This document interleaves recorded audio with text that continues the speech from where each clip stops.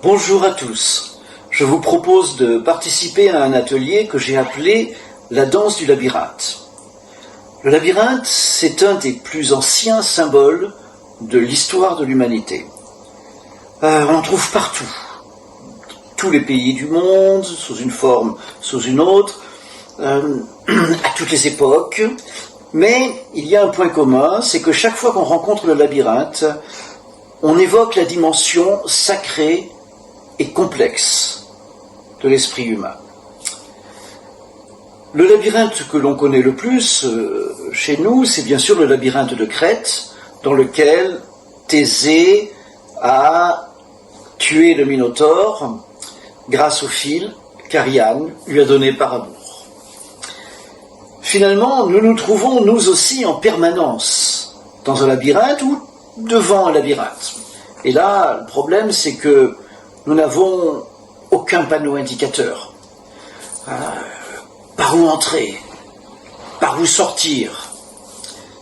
Quel combat à mener? Quelle aide peut-on obtenir pour cheminer en toute liberté vers nous-mêmes? Quel fil rouge pouvons-nous espérer obtenir pour ne pas nous perdre? Se perdre, se retrouver, rencontrer le Minotaure, danser devant lui, aspirer sa puissance, trouver son fil d'Ariane, etc. Autant de thématiques finalement qui sont quotidiennes dans nos existences, d'une manière métaphorique bien sûr. Le labyrinthe, un réseau d'énergie. Alors, je me suis intéressé aux 5 parts de l'être humain que l'on peut rencontrer dans la symbolique du labyrinthe.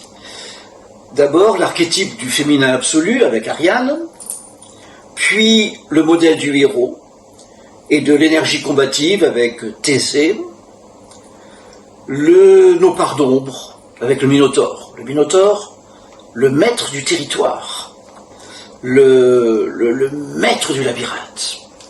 Et puis l'intelligence créatrice avec Dédale, l'architecte, et l'élévation spirituelle avec Icare. Eh bien, la question, elle est là. Avons-nous harmonisé en nous ces 5 parties, ces 5 essences de l'être humain? Voilà le sujet de l'atelier auquel je vous convie et je me réjouis de vous y rencontrer bientôt.